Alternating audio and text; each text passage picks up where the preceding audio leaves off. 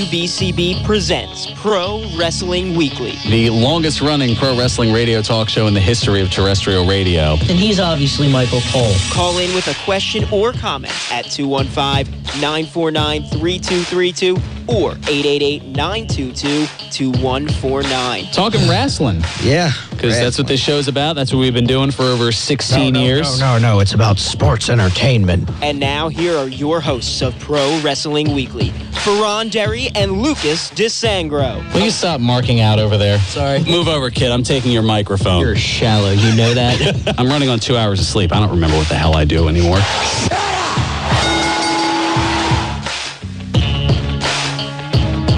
There's the sound of the bell, and we are set to go. This is Pro Wrestling Weekly here on 1490 WBCB and online at WBCB1490.com. Fearon Derry here with you, flying solo. That's right, no Lucas here today. I know, that's it's something different. We'll put it that way. He's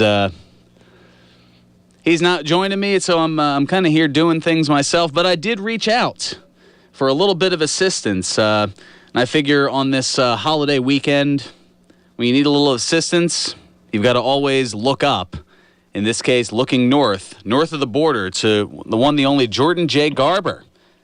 Yes, coming from north of the border from Winnipeg, Manitoba, Jordan Garber is here on WBCB 1490. How's it going? Not too bad. It's been, probably about 5 months since I think you last joined the program here. A lot, I was going to say, the more things change, the more they stay the same. A lot of fun stuff we're going to get into this week. Not sure how, I was going to say, I probably should have discussed before getting you up here how long you were planning on sticking around, whether it was going to be for part of the hour, the whole hour. It's, I guess we'll kind of play it by ear. That's pretty much what I do. I just kind of put things down on paper, and then if things, if the format changes for whatever reason, I just roll with it. Definitely, for sure. I'm actually in the car with one of my friends right now, so I won't be having a lot of time, but I'll definitely be on for a little bit to discuss professional wrestling.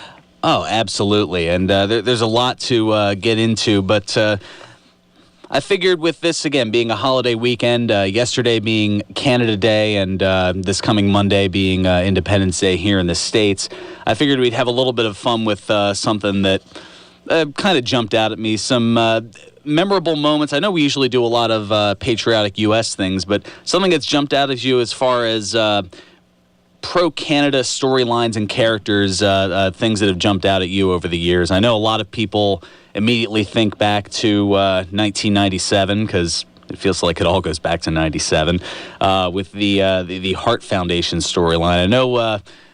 I know you were a little young to relive it live, but I mean, what were your thoughts on that there, Jordan? Well, watching all the wrestling tapes, the collection that I have at home, and watching the Hart Foundation, it kind of gives me that sense of pride. Being a Canadian and being in the wrestling business is one of those things where it's like, it gives you that sort of lineage and that honor to be involved in professional wrestling, especially with the history of it in Canada. And watching the Hart Foundation on all the wrestling tapes that I've watched, honestly, one of the greatest stables in professional wrestling history. And it's great to know, as a Canadian myself, to know that they came from Canada. Definitely, they were so captivating. They gathered everyone's attention, and there was something about them that stood out from the rest of the locker room, and that thing that made them stand out from everyone else is what made them very successful. Well, what got me was how it just kind of came from out of nowhere, that it went from an individual feud of Bret Hart and Steve Austin to this pro-Canadian and British anti-American stable that it evolved to over the course of the spring and summer of 1997. Yeah, definitely. That was a big year for professional wrestling, too, especially SummerSlam 1997. Who can't remember those good old days of professional wrestling? Unfortunately, you watch the product nowadays, and it's kind of not what it used to be. But the good news is you can always put in your VHS tape, and you can always relive some classic wrestling whenever you can.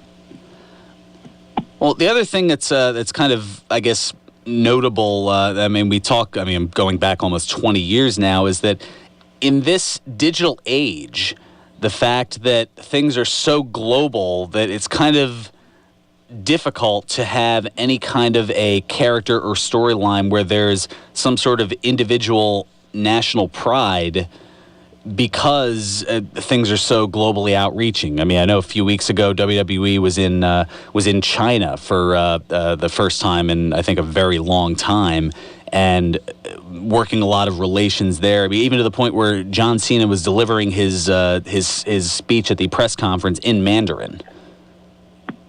What I think is that I think it's great that WWE goes to markets like China as well, and all those countries that they. Some people have never seen wrestling before, because you kind of, like I was bringing up earlier, wrestling nowadays isn't kind of what it was in the 80s, and to see wrestling and WWE going to China and going to even India, it's like such a cool thing for these people, and that way they spread the word, and then that's what brings wrestling together again. So it's very effective for WWE to go to China and do all those shows. And the only thing I wish is that me being in China to see that, because that's like a history-making event, and like to have WWE in China is definitely something cool. I think there's some promotions down there in China, but nothing too major. So for the WWE to come down to that market is a big deal. And since China is a huge country, and if they come down there more often, they can definitely generate a way bigger audience, if not already. Yeah, what I'd be intrigued to see is if, and maybe this is something that they're still trying to negotiate, some sort of a network exclusive, kind of like what they did when they were in Japan or what they've done in England, but maybe some sort of a Shanghai special or something like that. I mean, I'm sure they'll come up with something a little bit more creative than just that alliteration, but something where it's showing a completely different audience, and something you'd see in a completely different time zone frame. I mean, being on the complete other side of the world. I mean, I know for you and I here, it's a 1 hour time difference, but for places like China and Japan, it's certainly a lot greater. Definitely, and I kind of remember when WWE had those pay-per-views when they were done in London, England, and all of that. And I think if the WWE is already bringing back the draft, and they're bringing back the brand extension again, so now we kind of have wrestling what it used to be in like 2004, 2005 with the whole Raw and SmackDown feuds. And I think what would be a perfect addition right now to WWE to get some future success is to have a China pay-per-view. I think that would be sweet. Like, think about how cool that would be, and the crowd would be hot if they marketed it right, and then they got the right venue. It would be an amazing, amazing pay-per-view if they marketed it the right way. Well, the challenge with live international pay-per-views, and this is something I think they're still trying to figure out how to make it work on the network, is that time zone difference. I mean, you go back to when SummerSlam 1992, for example, was done at Wembley Stadium.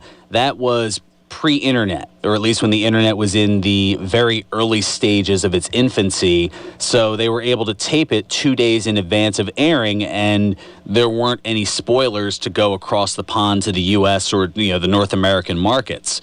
In this case, where news travels instantaneously from anywhere around the world, in order to do it live, there would have to be some sort of alienation of some sort of a market just based on the time frame. Looking Definitely. at, I mean, in the case of China, I was pulling it up because I was trying to remember exactly how far off it is. Compared to the East Coast, where we are here, it is a 12-hour time difference. So right now, and it's actually ahead in this case. So it's right now Sunday morning at midnight in China. So in a way, they'd be traveling ahead in time and broadcasting backwards to get to us here. I guess in your case, it would be an 11-hour time difference. That would be a challenge. It would be a challenge, and think of it this way too. You got to think about the loyal fans themselves. Doing this radio show from Philadelphia, which everyone is listening to right now. Everyone in Philadelphia listening right now, could you imagine seeing a Philadelphia Flyers game at 2 a.m? Like, that's what it would be like in China if they had this event with the time difference and putting it on a network. Unless they just do it like they just do it in China time and put it on at 4 a.m. But that would be very, very strange if WWE did do that. Well, I was going to say, just under a year ago, they did the Beast in the East network special. It was on July 4th of last year, and that was broadcast in a prime time for Japan, but it aired here in the States at, I want to say, 5 in the morning or 5:30 in the morning, something around that nature. But yeah. I mean, I'll admit, I had to be here on BCB at 6 a.m. anyway, so I had the computer on and was kind of was watching it in the background on the network as I was playing my music early in the morning. But that's kind of what they have to do in order to accommodate the local market that they're broadcasting in, is they have to air at a prime time for them, which would be considerably askew by comparison for us here in North America. Well, sometimes, it's something I think I would adjust to, because I, once in a while, I think it's like twice a month, I'll wake up at like 4 a.m. and watch some New Japan Pro Wrestling. I forgot what the site was called. Jason Harlan from Angry Marks knows the website, but I remember I just always watch New Japan Pro Wrestling. I'll wake up early in the morning and watch just pro wrestling from Japan. So it's definitely something I would adjust to if they did pull that off in the long run. Yeah, we've gotten completely international here. But getting back to the... I think one thing I think that has benefited from the global outreach is that you don't see as much negativity regarded to non-American characters or storylines, because you look at a lot of the pro-Canadian characters, they were pretty much all intended to be booed over the years, whether it was Dino Bravo along with Frenchie Martin back in the late 80s and early 90s, the Fabulous Rougeaus around that same time frame, Jacques Rougeau's the Mountie character and the Quebecers, which... if I remember right, that was actually a pretty big controversy when he debuted the Mountie character in 1991, because there was an issue with the RCMP, the Royal Canadian Mounted Police. Definitely was. There was an issue with the RCMP in 1991, and to have that character at that time was definitely controversial, but you kind of look at that in a good way as well, because that just gained him more attention and more popularity. Yeah, it was, for those who didn't know, I guess the representation, it was one of those where he looked like a Mountie, but they had to go out of their way to say he does not represent the Royal Canadian Mounted Police. But there was so much of an issue with it that it was the subject of litigation in Canada, and he couldn't perform as the Mountie in his home country. So he was billed as Jacques Rougeau when wrestling in Canada, and didn't wear the Mountie-inspired hat or jacket, but he did retain the other parts of his costume, the red shirt, the black pants, and boots. And as I can believe, I believe he was a former Intercontinental Champion. I do believe. Yes, for a brief 2-day period back in January of 1992. And the only guy to beat that shortest title reign was Shane Douglas, known in the WWE as Dean Douglas, when he held his Horror Day. That's right. I think it was even less than that. I think it was about 20 minutes on an In Your House pay-per-view. Oh, it was 20. You're right. Yeah, it was 20 minutes on an In Your House pay-per-view. Hey, at least he could still say he won the belt for 20 seconds. Yeah, or something along. I forget the exact time length of time, but it was forfeited by Shawn Michaels, I believe, due to injury, if I remember right, and then later that night. Dean Douglas, he won the belt by forfeit and then faced off against Razor Ramon in a match. That's right. It was no wonder you're so up on this one. It was because it was at a pay-per-view that was in Winnipeg. It was In Your House 4 Great White North back in October of '95. And you kind of bring back that pay-per-view that they had in Winnipeg, and it was like I was on a lot of sites, a site where I get a lot of my information from with my wrestling interviews is cagematch.net, and apparently that pay-per-view got a lot of negative reviews. It wasn't really a good in-your-house pay-per-view, that one in Winnipeg. I kind of remember that it was controversially, terrible, as I can recall. Well, they were still trying to adjust to the format, and, 95 in general wasn't a great year for WWE. There were a lot of changes going on. This was 6 months removed from the main event of Bam Bam Bigelow and NFL football player Lawrence Taylor. Yeah, definitely. And definitely. That was your celebrity moment, and it didn't exactly go as well as it was. Shawn Michaels and Diesel did all right there, but I think it was a matter of they were still trying to figure out how to. Another time perspective, as this was probably about a month or so after the debut of WCW Monday Nitro. Definitely. So the competition was kind of rising, and they were trying to figure out what exactly to do to counter that. And looking at the card here, as far as what was aired on the pay-per-view, you had Hunter Hearst Helmsley against Rikishi's character at the time was the Make a Difference Fatu, which was very short-lived. The Smoking Guns. Quite short-lived. Yeah, very. I'm shocked that people still bring that up. That was a very short-lived gimmick. I do remember that vaguely. And I do remember how short it was indeed from the tapes I do watch. A lot of this is, looking at it and kind of hearkening back to my memory, as I would have been 14 years old at the time of this pay-per-view. The Smoking Guns against the 1-2-3 Kid and Razor Ramon. That was for the tag titles. Goldust and Marty Jannetty. That was when Jannetty was still trying to bounce back from some of his personal demons. A Battle of the Big Men that... at that point was the only battle of the big men that Vince could have because of all the steroid things that were going on. But Yokozuna and King Mabel, that ended in a double count out, and I think didn't exactly go so well. Then Razor Ramon winning the Intercontinental Championship, as was mentioned. The British Bulldog challenging Diesel for the Heavyweight Championship. And that ended up closing the show. There was a disqualification there. I think the issue was there weren't really here's another part of why it wasn't as favored, I guess.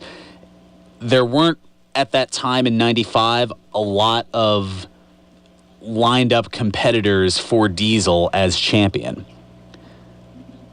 Exactly, definitely. And you totally hit the nail right on the head there with that. I've remembered even then thinking, the British Bulldog? He's been around for a while, but it almost felt like he was shoehorned in as a heavyweight championship competitor. Definitely, and I kind of think what they did with the British Bulldog is they could have done a lot more with him, and him not winning a world title in his run in WWE, I kind of find that ridiculous because he was so underlooked, and we see that so many times in the WWE. An example is Chris Masters. Look at how underlooked he was. Look how many. I think it kind of started to begin with the British Bulldog with the way WWE treated their talent. They used them well and everything, but I thought they could have done a lot more with him. I think he had way more in the tank than he had in his run in WWE. I think he had a very good run, but I think he could have done a lot more. Well, with each individual, there are a litany of factors, and I've kind of seen this a little bit being behind the scenes training now at the MF Pro Academy, part of everything with the Monster Factory, that somebody may have a great look, but there may be something else that's holding them back. I think in the British Bulldog's case, he did have some, we'll call them medicinal issues. For example, his initial WWE run ended in 92 because he and the Ultimate Warrior were receiving shipments of human growth hormone from a pharmacy in England. Definitely, and that did ding him as well. And that's the thing, too, in WWE now, is we even talk about Roman Reigns and their whole strict wellness policy on PEDs, and it's nothing worse than being on the greatest role of your career and then you getting busted for using PEDs. It's one of those things where it's it could happen at any time, and like for that to happen to him, like during that time period, and especially with the personal demons that he was battling, definitely was a huge disadvantage for him. Well, I'm going to back that up just a moment in that it was never declared what it was that Roman Reigns had that violated the wellness policy. And actually on last week's show, I looked at and read at least highlights of what the list of banned items are on the wellness policy, and it's a lot more than just PEDs. Yes, there certainly are various forms of steroids or testosterone boosters or things like that, but there are other things that you wouldn't find as, I guess, common that also would show up and trigger a positive thing. One thing, for example, pseudoephedrine, which is just like your standard over-the-counter, cold medicine for when you have nasal congestion. It says the use of pseudoephedrine in a manner which is inconsistent with the instructions provided by the drug man. Basically, if you take too much Sudafed, that'll ding you, for example. Well, I even heard once in one scenario there is a different form of Advil, or like a really light T3. And I think, I forgot which superstar it was who got the wellness policy suspension on it, but all it was like Tylenol, and he got dinged for it because apparently he didn't have a prescription. Like, they'll get you for anything. Like, I think if you smoke pot too with the policy, I think you'll just get a little bit of a fine. But yeah, that's a different section on it. You're right on with that. It's I believe like a $2,500 fine if there's a positive test for cannabis or anything of that nature. But, I mean, also listed in there, herbal and dietary supplements. So he could have picked something up at GNC, to help improve his physique, and it could have had some minute ingredient somewhere deep in that ingredient list that could have triggered something on there. It's something of that. I mean, it does say on there, WWE talent are advised that any product sold with a warning advising non-use if the purchaser is subject to a drug testing program is prohibited by this policy, even though such product may be available without a prescription. So he could have just picked up something from GNC and it registered a positive drug test. So, I mean, it's not necessarily, I mean, you think, oh, it's protein. What's wrong with that? But it could be whatever else they put in it. And as much synthesizing items as there are at various health stores and whatnot, or herbal supplements, it could be a bunch of different things. So that's why I'm not so quick to jump on he used PEDs or he used steroids. And that's what caused him to be. It could have been something very minute that the company had to follow their corporate policy. And a good example of what you brought up with fat supplements and all of that involved there's actually a story regarding former WWE star Ricardo Rodriguez. He went to GNC, I believe. This is a story one of the wrestlers told me. I think he went to GNC and he just picked up some protein powder, and it was like laced with, like, not laced, but there was something in it that was like against the wellness policy, and they dinged them just for that, just for buying supplement powder. So it's like it could pretty much be any little thing, and they'll get on your case about it. It's a very, very strict wellness policy nowadays, but they're only doing what's right. You know what I mean? Like, you have to understand, Roman Reigns, he's your WWE champion, and most of our wrestling audience nowadays is children. So I do understand what WWE is doing, and I understand why they have this very strict wellness policy. Oh, yeah, without question. Man, we just jumped all over the boards here. But I was going to say, I'm way over the top for a timeout here. But I want to thank you, Jordan, for chiming in a little bit earlier up there, a little before noon up there in Winnipeg, Manitoba, Canada. Nice little international. It's our own international incident here, but certainly you're a lot more favored than, say, the Un-Americans or either incarnation of Team Canada, whether it was WCW or TNA. Yeah, things have come a lot better since then when it has come to American-Canadian relations. Definitely, and it was great to be on again, and I Hey, it's great to have an international guest, and it's great to have Jordan Garber on. You guys can follow me on Twitter at Jordan J. Garber. Also, check out the interview I did with former WWE star Mr. Kennedy on VOCNation.com. And thank you very much, sir, for having me on the show. It was my pleasure to be on today. Oh, not a problem. Thank you. Good to talk to you as always, Jordan. Good talking to you as well. Take care. All righty. Thank you. And, wow, just like that, the show's just flying on by here. Well, we're going to come back after taking care of some business. We'll get into some various news here, including the Beast Incarnate spotlighting a new console video game. Also, what major organization is partnered with WWE? And Philly's got a connection from baseball to body slams. All that and more here on a special holiday edition of Pro Wrestling Weekly here on 1490 WBCB and online at WBCB1490.com. Join Chapel Ministries on Sunday mornings at 11 a.m. for A Time in the Chapel, a 1-hour non-denominational in-depth Bible teaching. Join them as they explore various topics and learn more about God in your life and you in His plan. Call 484-533-7173. A Time in the Chapel, a service of Chapel Ministries, Sunday mornings at 11 a.m. on WBCB 1490 a.m.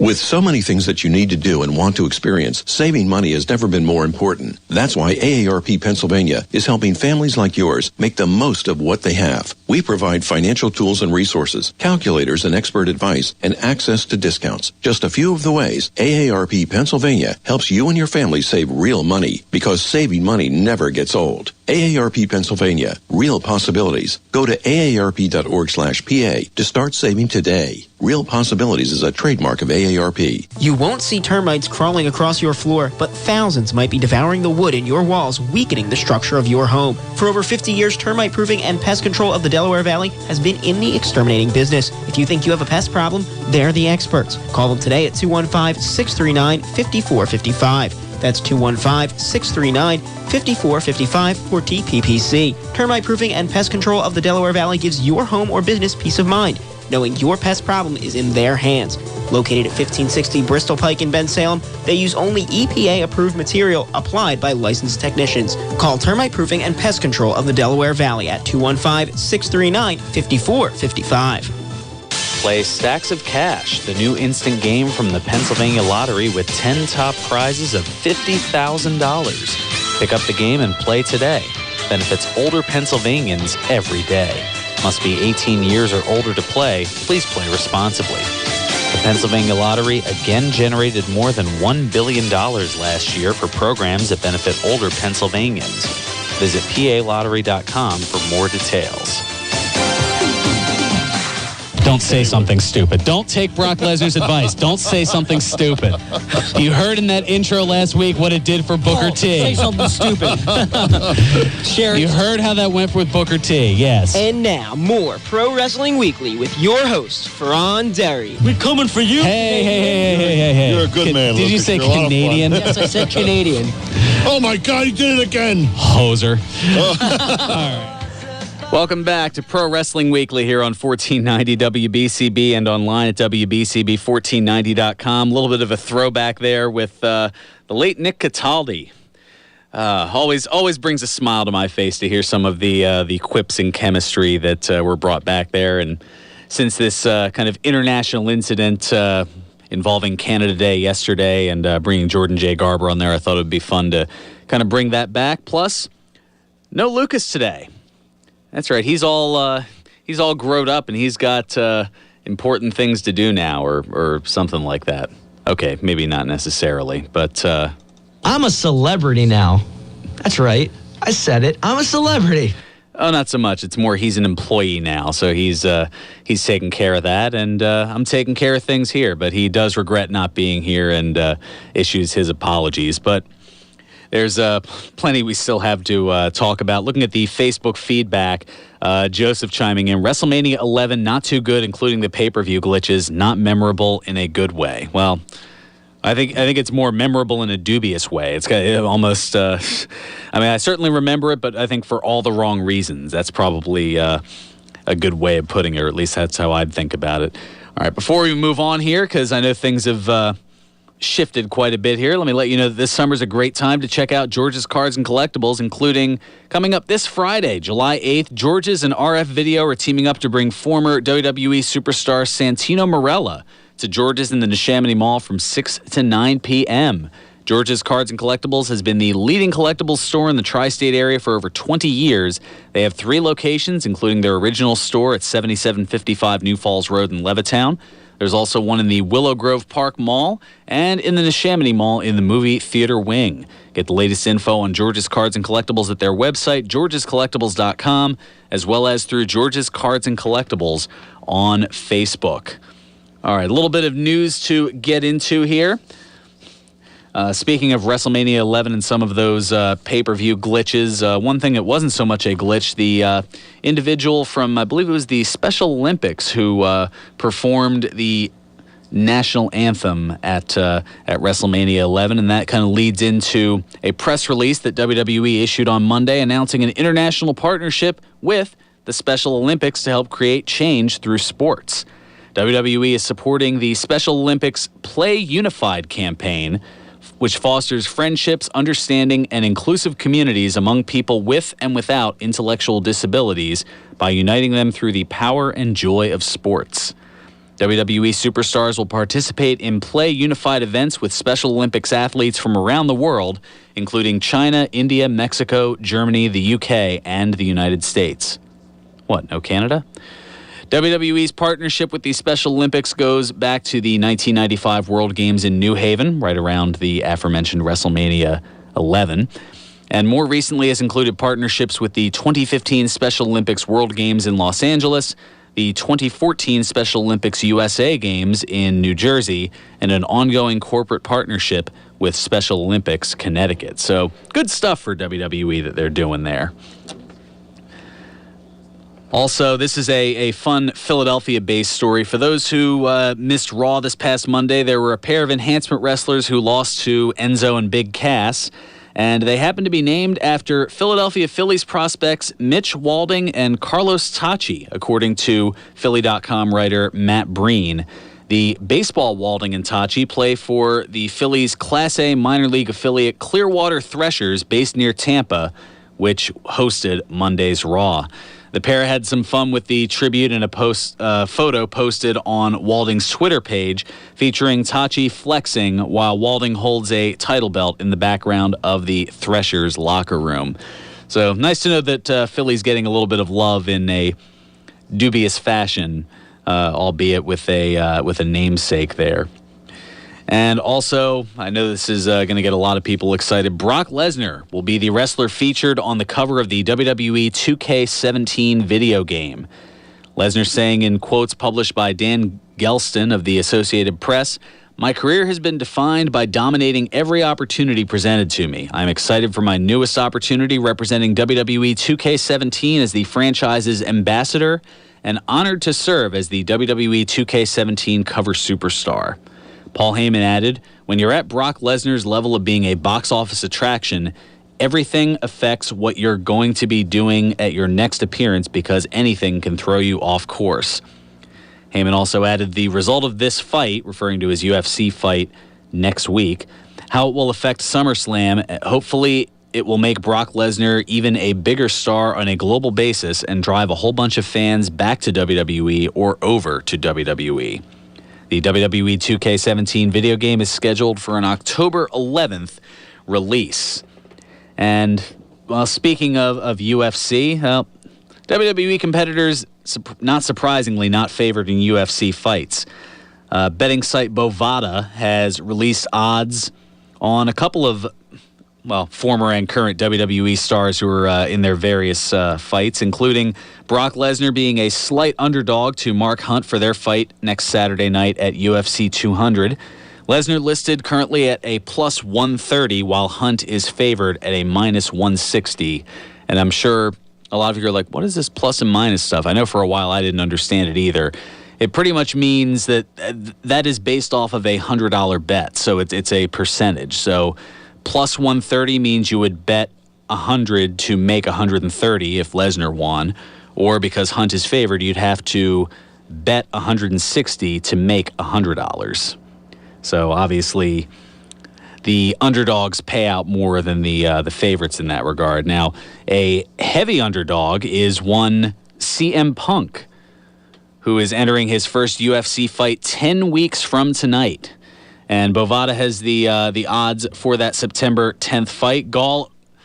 Mickey Gall, his opponent, opening at minus 300 and is now at minus 305, so a little over a 3-1 favorite, whereas Punk opened at plus 265 and is now at plus 235. So a lot of people putting some money on Punk to try to, I guess, even things out a little bit. So I thought that was kind of interesting. All righty, let's go ahead back to the phones here. We've got Ed from Northeast Philly chiming in. Ed, welcome to the program.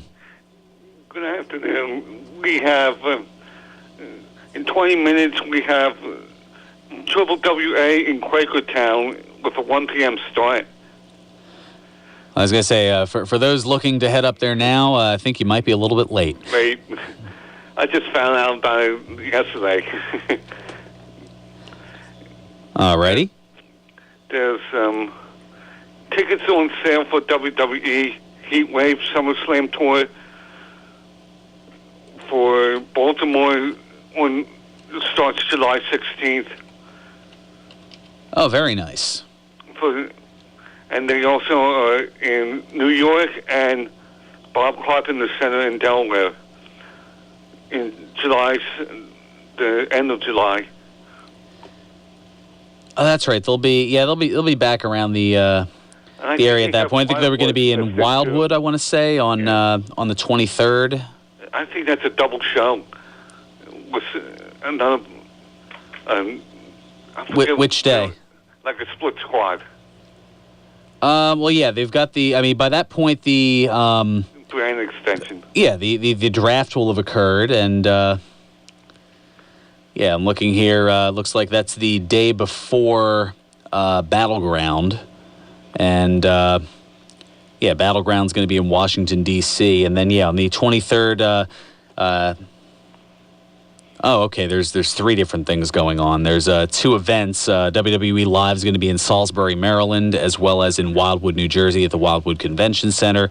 And there's a WWE Legends Interactive Fan event at the Sands Bethlehem Event Center in Bethlehem, PA. So Steamboat, I think I've seen, and Ric Flair.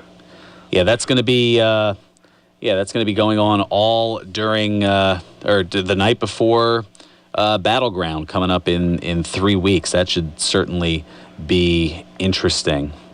ROH is in Baltimore next Friday, or this Friday, I meant. And they're in South Philly on the 16th at the 2300 Arena. Oh, very nice. There's going to be a little bit of an ROH influence coming a little bit later. I'll talk more about that coming up in a little bit. And that Brock Lesnar thing, that starts at 8 o'clock, I think, I read. Oh, at the UFC 200 pay-per-view? Yeah, I think I seen it. Somebody told me it was like 8 o'clock on pay-per-view. Well, that sounds right. I mean, it's set to be a jam-packed card just because it's a milestone event for the Ultimate Fighting Championship for UFC. Imagine this down the line, Lesnar versus Punk. Somewhere. Well, I was going to say, I think because of the weight classes, Punk would have to do a lot of bulking up, and I think if anything, he's been trimming down since leaving WWE. So I as much as people would think that'd be a dream match, I don't think that's something that's likely going to. You're going to more likely see that in a wrestling ring than you would in an octagon cage. Did they ever fight in WWE? I don't recall. That is an excellent question. Off the top of my head, I don't believe so, but I'm going to quickly look that up because I'm not certain. At least off the top of my head. Of course, 2013 SummerSlam. How? That's right. They had the no disqualification match. How quickly I forget. That's about that. Yeah, it's not like back in the day where you had only a few pay-per-views a year, and it just... that's right. That was the same night that Randy Orton cashed in and beat Daniel Bryan for the championship after he beat Cena. That's right. That was almost 3 years ago. A lot's happened since then. I've taken a lot of slams to the head. I read that April Hunter has a GoFundMe page, a local independent wrestler. This is the first I'm hearing about that. I mean, it very well could be possible. I mean, I'll have to do a little more. Look it up. Yeah, I'll have to do a little more digging on it. It might be legit, may not be. Who knows? That's the problem with the with the GoFundMe pages, is that there's so many, I guess, illegitimate things that kind of ruin things for everybody else. That's about it. Alrighty, Ed, thank you so much for chiming in. Always appreciate the look at the local scene. Alrighty, yes, you do the same as well. Thank you very much. All right, let me take care of our second bit of business here, and then we'll come back. We'll get into a little bit more news and notes and all the other fun stuff here. I do see that, yes, there is a GoFundMe listed for April Hunter, and yeah, I haven't had the chance to completely read through all of it, but hey, it's any chance you can get, I guess, to fundraise for various causes. That's what GoFundMe's about, and I guess I'll just leave it at that. But coming up, well, Feed Me Scalpels. We'll tell you what's going on with Ryback. Also, a royal return in the works, and WWE trying to feel the pulse of a Florida city. I think you get where the pun's going there. All that and more here on Pro Wrestling Weekly. But first, tonight's a great night to get your kicks at the Broken Goblet Brewery at 1500 Grundy's Lane in Bristol, PA. Tonight from 9 to 11 p.m., there'll be beer specials and giveaways, as the Broken Goblet is the host of the official watching party for the Philadelphia Union as they take on the Houston Dynamo in Major League Soccer action. Plus, if you haven't gotten the chance, there's still some bottles of their 8% Hefeweizen beer called Crystal Hef. I finally had a chance to have that myself, and it is amazing. Plus, coming up in just 2 weeks, on Saturday, July 16th, Goblet Stock 2, celebrating 2 years of the Broken Goblet being in operation. There'll be food trucks, a water slide, and live music from Hawthorne Heights. Plus, the beer list is out. 29 B-Gob original beers from all of the seasons will be on tap at the event, including my personal favorite, All Goblets Have Spirits. That's 9% Scotch Ale, brewed with maple syrup and gala apples. Also, Santa's Saison, a Saison brewed with spiced apple cider tea, I believe it is. And Nori, their 2015 Hobbit series release, a 10% triple brewed with lavender. Plus, they're going to have a very limited release of the original 2014 edition of Bubba's Tea Bag with that Superfruit Unity green tea that is no longer in production. There'll be fun, hilarity, hijinks, and beer. And Lucas and I, as we'll be broadcasting live from there 2 weeks from today. It's always a good time at the Broken Goblet Brewery, 1500 Grundy's Lane in Bristol, PA. Broken Goblet Brewing, the semi-official brewery of Pro Wrestling Weekly.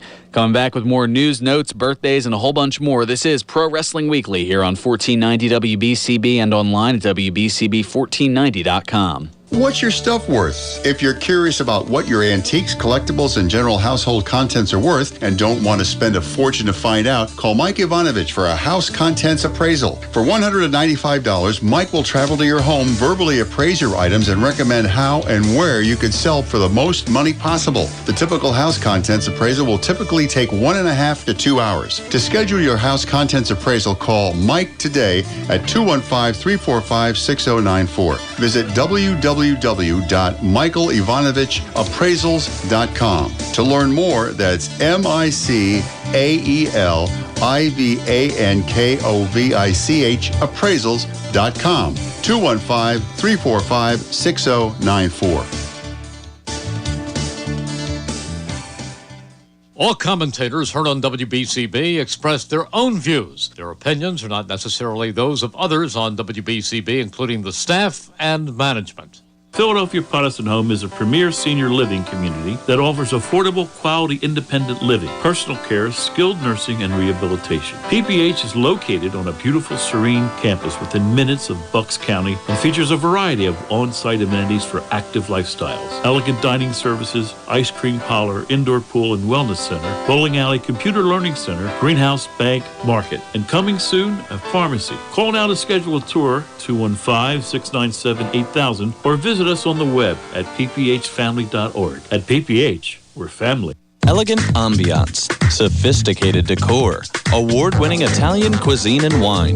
Davio's Northern Italian Steakhouse. Located in the historic Provident Bank Building in Center City, Davio's is a Best of Philly Award winner. Executive Chef David Boyle creates seasonal dishes as well as signature favorites such as the Davio's Natural Prime Brand beef steaks, award-winning veal porterhouse, fresh seafood, and handmade pastas. Davio's, 111 South 17th Street in Philadelphia. Pro Wrestling Weekly presents Today in Wrestling History, July 2. On this date in 2001, WWF Monday Night Raw aired live from Tacoma, Washington. In the main event, Booker T fought Buff Bagwell to a no contest in a match for the WCW World Heavyweight Championship.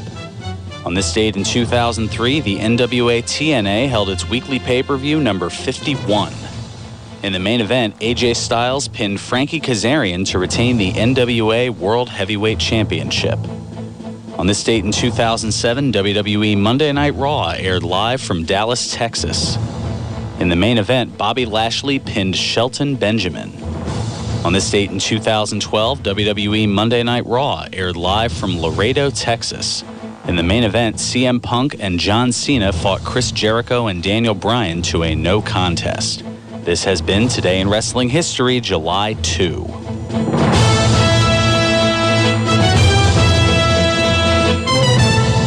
Welcome back to Pro Wrestling Weekly here on 1490 WBCB and online at WBCB1490.com. Fearon Derry here with you, flying solo. No Lucas today. He should be back next week. Actually, yeah, he will be because we'll be at the MFPW Arena down in Paulsboro, New Jersey for... as I kind of teased earlier, we'll be seeing an infusion of honor at the MFPW Arena, 541 Mantua Avenue in Paulsboro, New Jersey. That's right, a huge event next Saturday night, including you'll see Ring of Honor 2015 Top Prospect Tournament winner Donovan Dijak teaming with Mikey Webb to challenge Rico de la Vega's Beast Cartel for the MFPW Tag Team Championship. Also from ROH, All Night Express's Rhett Titus sets his sights on Leon St. Giovanni's Supersonic Championship. Plus, Brutal Bob Evans and Tough Timmy Hughes take on Paid in Full. And just announced within the last 24 hours, Delirious from Ring of Honor squares off with Matthew Riddle.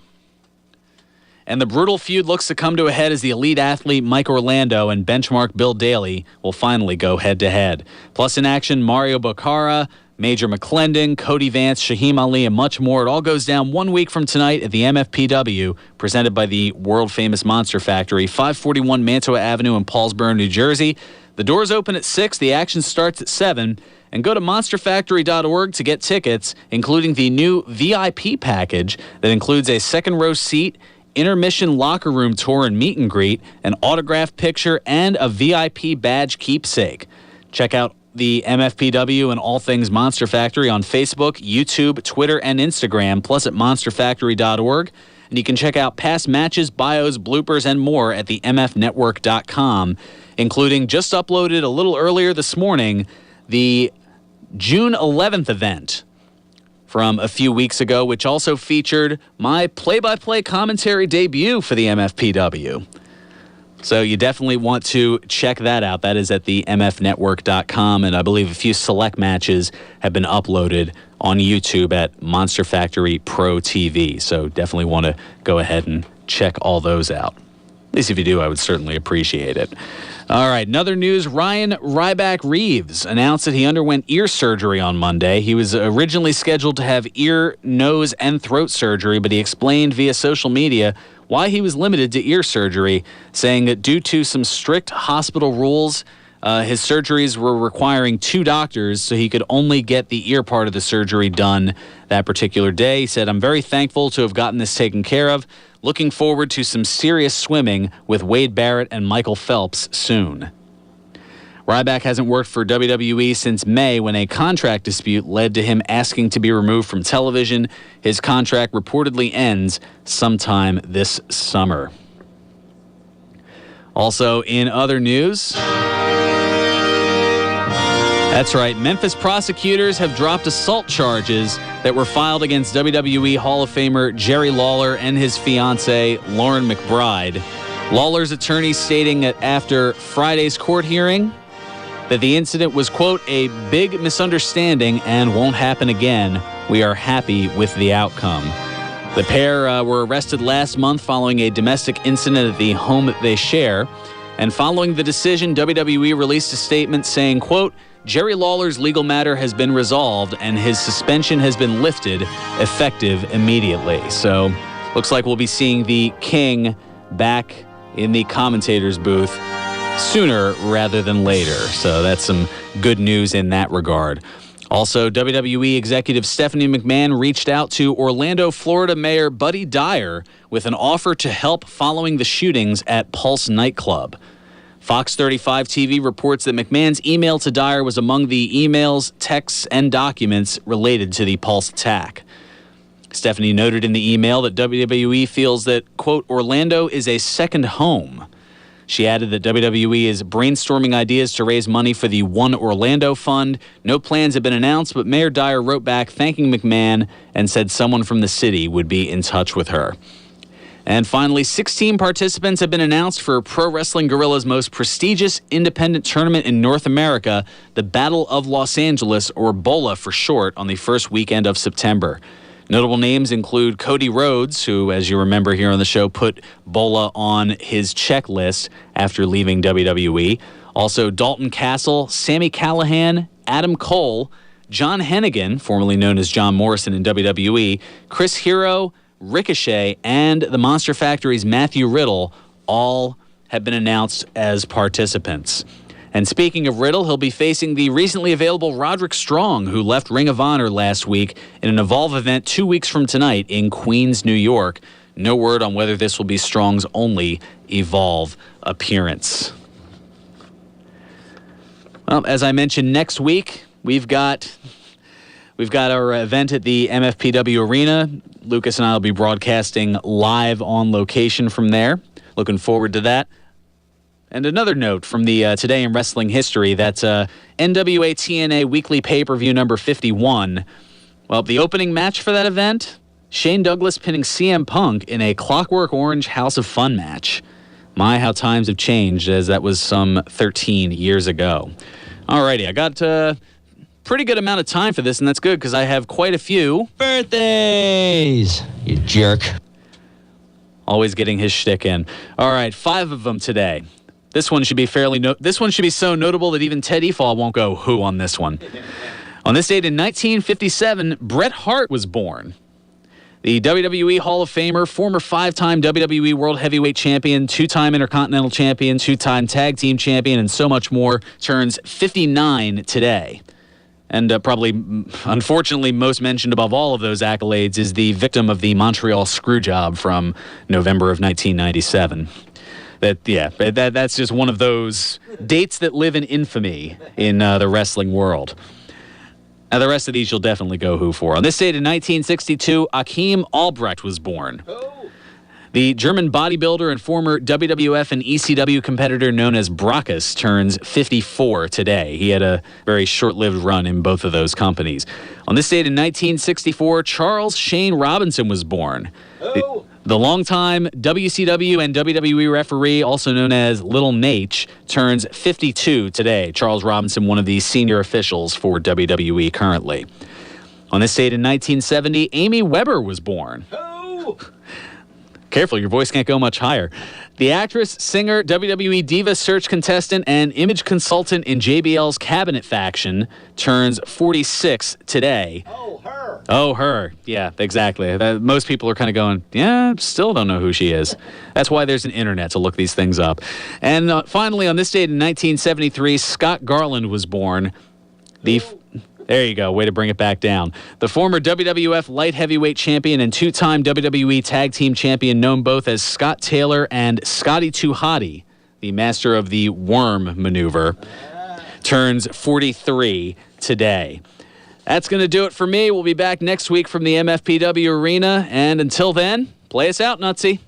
1 o'clock and all's well. Serving you better than ever before. This is 1490 WBCB.